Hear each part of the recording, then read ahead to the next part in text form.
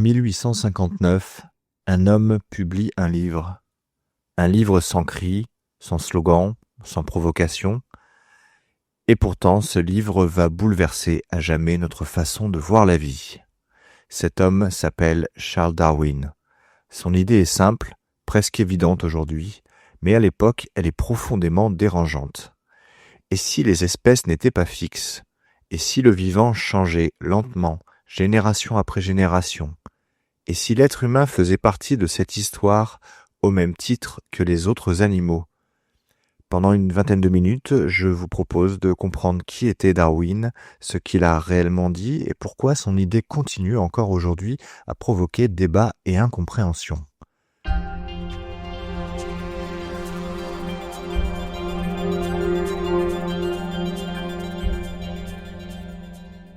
Alors Charles Darwin naît en 1809 en Angleterre dans une famille aisée. Rien ne le prédestine à devenir une figure révolutionnaire. Il commence des études de médecine qu'il abandonne. Le sang, les dissections, très peu pour lui. Il se tourne ensuite vers la théologie, sans grande conviction non plus. Mais Darwin a une passion, observer la nature. Les plantes, les insectes, les animaux, il collectionne, il note, il compare. Ce n'est pas un homme pressé. Ce n'est pas un homme sûr de lui. Au contraire, Darwin doute beaucoup.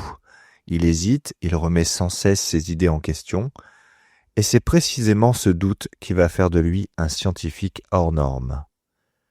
À 22 ans, Darwin embarque sur un navire, le HMS Beagle. Officiellement, il est là comme naturaliste. Officieusement, il va vivre une expérience qui changera sa vie. Pendant près de 5 ans, le Beagle fait le tour du monde. Darwin observe des paysages, des fossiles, des animaux très différents selon les régions, mais quelque chose le trouble. Sur certaines îles, des espèces se ressemblent énormément, tout en présentant de légères différences. Aux îles Galapagos, par exemple, des oiseaux très proches vivent sur des îles voisines, mais leurs becs ne sont pas tout à fait les mêmes. Pourquoi ? Car la nature semble varier, s'adapter, se transformer. Peu à peu, une idée s'installe dans l'esprit de Darwin.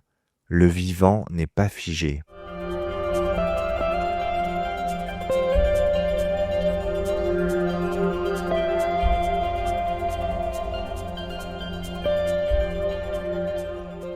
Darwin mettra des années à formuler clairement sa théorie, mais son raisonnement repose sur quelques principes simples. D'abord, les individus d'une même espèce sont différents. Ces différences sont souvent minimes, mais bien réelles. Ensuite, les ressources sont limitées. Il n'y a pas assez de nourriture, d'espace ou de temps pour que tous survivent. Résultat, certains individus survivent et se reproduisent plus que d'autres. Et leurs caractéristiques se transmettent plus souvent à la génération suivante. Sur des milliers puis des millions d'années, ces petites différences s'accumulent.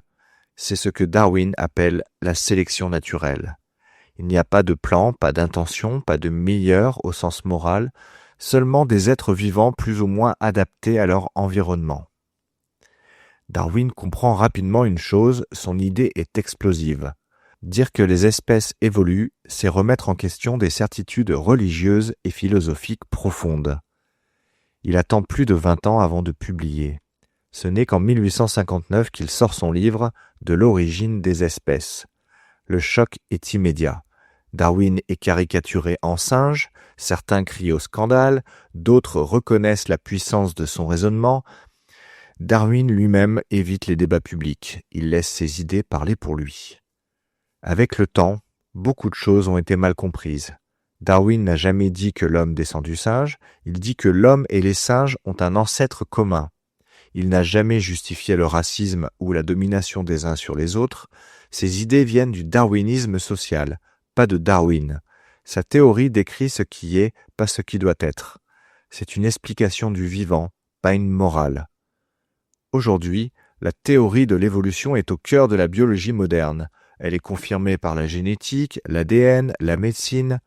Comprendre l'évolution, c'est comprendre les maladies, la résistance aux antibiotiques, la biodiversité et les équilibres fragiles du vivant. Darwin nous rappelle une chose essentielle, nous faisons partie de la nature, ni au centre, ni au sommet, juste une branche parmi d'autres sur l'arbre du vivant. Darwin n'a pas retiré du sens à la vie, il a retiré l'illusion de l'évidence. Il nous oblige à regarder le monde tel qu'il est, complexe, changeant, fragile. Et peut-être que cette idée, finalement, nous rend plus responsables. Parce que comprendre que nous appartenons au vivant, c'est aussi comprendre que le détruire, c'est nous détruire nous-mêmes. Je vais terminer par 2 citations de Charles Darwin. La plus connue: les espèces qui survivent ne sont pas les espèces les plus fortes ni les plus intelligentes, mais celles qui s'adaptent le mieux au changement. Et une plus légère: l'amour pour toutes les créatures vivantes est le plus noble attribut de l'homme. J'espère que cet épisode vous aura plu, n'hésitez pas à le partager et à vous abonner. À bientôt pour un nouveau voyage à travers les grandes figures de l'histoire.